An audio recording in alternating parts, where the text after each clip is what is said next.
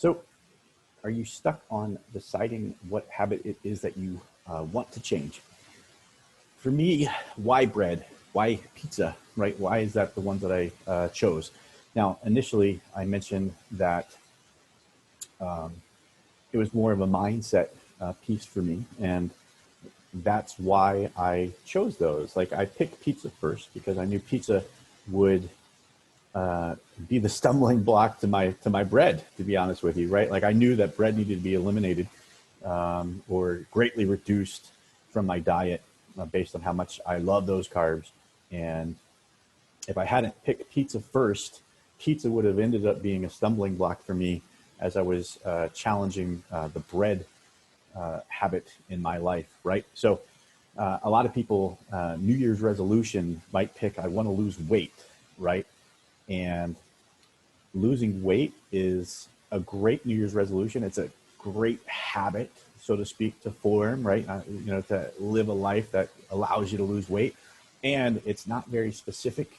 It's not very measurable, right? And so that takes us into SMART goals, which is completely a different topic that we can go into another day.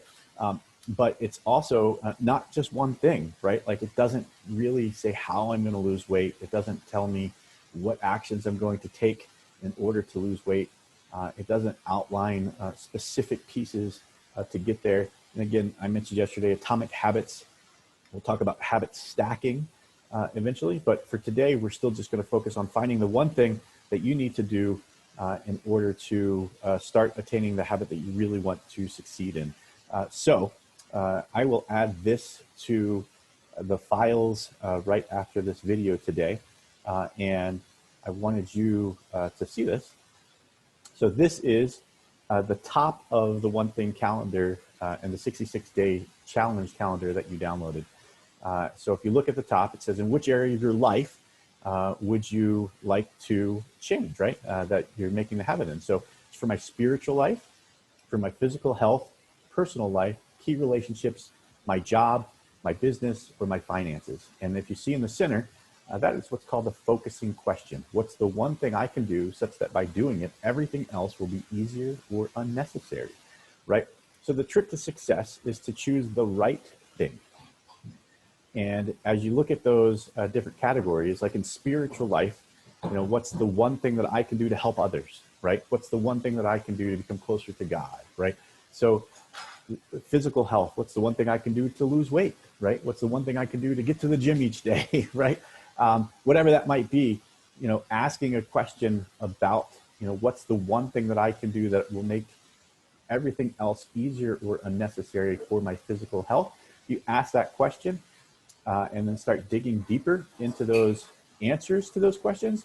You're going to start finding the habit that you actually need to create in your life. So again, looking at Atomic Habits, there's an example in that book that talks about going to the gym, right? So the first step was to just sit out your clothes for exercising for the next day. So when you wake up in the morning, that's not something that bothers you and keeps you from achieving that success, right? So maybe that's the initial habit. Now that's a pretty simple habit. You'll get used to setting that habit up pretty quickly. So for a more powerful habit, like actually going to the gym, he suggests in the book that you may not be able to go to the gym and stay there for an hour. Like, that's a dramatic change. So his suggestion is go to the gym and just work out for 5 minutes, right? Once you've built up a habit of going to the gym and working out for 5 minutes, you can make it a little bit longer.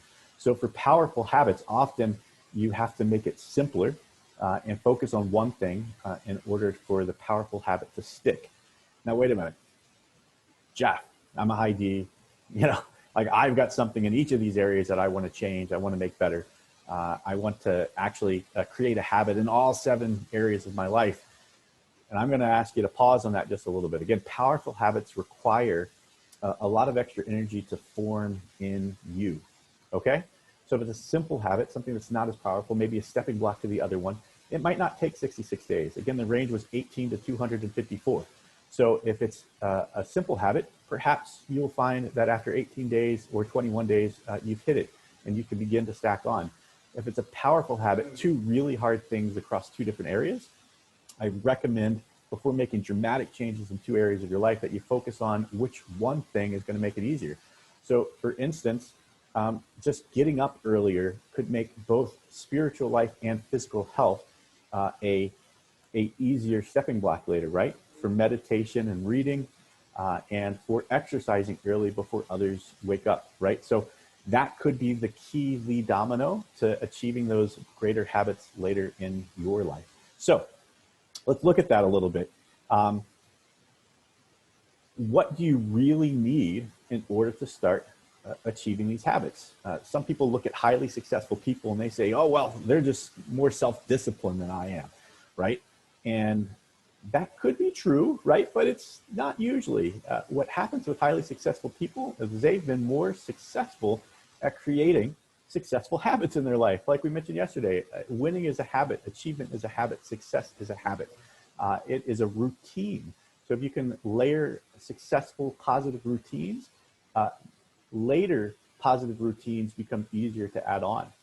So really what you need is enough habits, enough self-discipline in order to create one habit in your life. So if you can create enough discipline and have enough self-discipline to carry one habit all the way through until that one becomes routine, and that sweet spot again is 66 days, if you can carry one habit all the way through until it hits its sweet spot, then it becomes routine and you can layer other ones on. There's also evidence to show a halo effect around routines and around creating habits. And again, something we can get into a little bit later. So what am I saying here? Success, and this is directly from the book, The One Thing, actually. Success is a short race, right? So in that short race, you'll find that habits and self-discipline are the fuel to create the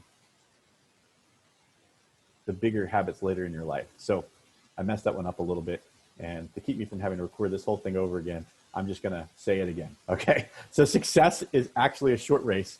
It's a sprint fueled by discipline, just long enough until the habit has a chance to take over.